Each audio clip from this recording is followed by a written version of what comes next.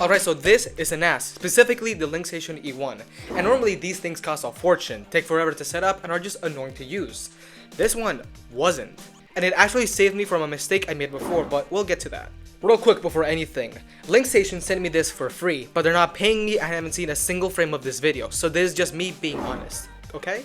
So you have no clue what NAS even is. It's basically a little box full of hard drives that plugs into your router. Once it's on, everyone in your house can get to it, and you can reach it from your phone or laptop anywhere. Think of it like your own private Google Drive, except it actually lives in your house and you own it. No monthly subscriptions. Now the question is, do you actually even need one of these in 2026? If you back up a few hundred photos, no. Google's free tier is completely fine. Keep your money. But if your storage is always full, or you edit videos, or your family got thousands of photos piling up, that's when it makes sense, and that's literally me. A box is just a box until you open it, so let's open it. Here's a user manual I should have probably read. This is the NAS itself, and we'll get to it later. Here we have the actual hard drive base. We'll get to them later once again, but I want to show you this cool little mechanism they have to locking them in place, which require absolutely no tools. Then we have the first part of the power cable. Then we have the Ethernet cable. We have an HDMI cable for something really cool I'll show you later. The second part of the power cable.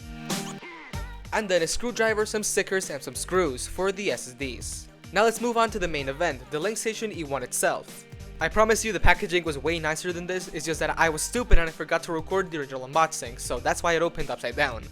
And here it is. It has two USB-A ports, one Ethernet port, one HDMI port, and the power port. At the front there's another USB-A port, a sick jet black streak running through it where you can see my reflection. And it's very easy to install the hard drives. First you have to, well, open it without tools because it is magnetic. Then grab the hard drive base, since they open like that. You pop one in, you snap it into place to make sure it doesn't go anywhere, and then you just prop it down. Oops, nope. There we go. Now all you have to do is cover it back up and you're good to go. Now I did have problems setting it up, but it was mostly my fault. I got stuck getting it to show up on my computer, sitting there like, is this thing broken? Turns out it was a me problem. Every other NAS I used was so complicated, I overcomplicated this one. The second I actually read the manual, it just worked perfectly. So here's a little tip, don't wing it, actually read the steps. And a cool thing about this and why it comes with an HDMI cable is because if you plug it into a monitor, it has its own OS. And with that OS, you can see everything from it. You can see your photos, videos, music, basically anything you want to save on it. And you don't even need to like plug it into a monitor. You can still just use the app and you can access the same information from there. It makes it really easy to use, and I'm pretty sure even non-tech nerds like myself could use it like this. Okay, so after 2 weeks of living with it, here's what I actually think of it. The first thing, sharing big files with the family got really easy. It's all on our home network now, so anyone can just grab stuff of it. No emailing myself John videos, no USB sticks, and before someone says airdrop, everyone in my family except me is on Windows, so that's not an option. Second thing, I can get to all of it from my phone anywhere through the app, and that low-key fits my most annoying problem. My phone storage is always full. Now the big stuff actually lives on the NAS and my phone can actually breathe. Now here's some quick facts about it. This thing is basically silent. You can't hear it unless you're looking for it. It barely touches the power bill and it's really fast. It threw a 1GB file on it and it was on it in like 20 seconds. Now yes, before you comment, the speed of this thing does have to do a lot with your home Wi-Fi. But for example, I uploaded the same file to a Google Drive, OneDrive, and iCloud Drive, and it all took them 2 minutes for the same 1GB drive, so it's doing something. But the thing that actually sold me, backups. So a while back I lost an entire long form edit. Hours of work just gone.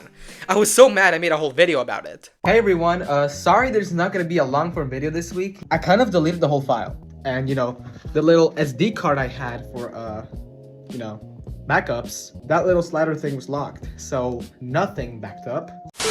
I keep 2 copies of my project files, one on my Mac and one on my drive, so if one dies, I am perfectly fine. And the price is kind of the point. This thing's cheap compared to the most, so the money goes into the drives instead of the bots. It's a 4-bay, 2 bays for hard drives and 2 bays for SSDs, and in total you can have up to 76 terabytes of storage. Oh, and the best part is, these things are hot swappable, so I can do this without losing all my files. So, is it worth it? If you got a real reason to store a lot, like editing, big photo library, family sharing stuff, yeah, I would easily recommend. And it's cheaper and simpler than most. And even for normal people who just back up phone photos, cloud subscriptions can get really expensive.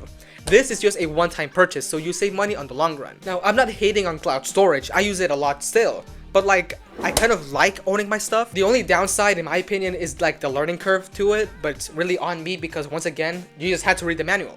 And the best part about it is just how easily it fits into my workflow. Like, I genuinely think I couldn't work without it anymore. So, are you a cloud person, or would you rather own your files and never pay a subscription again? Let me know down below. I read them.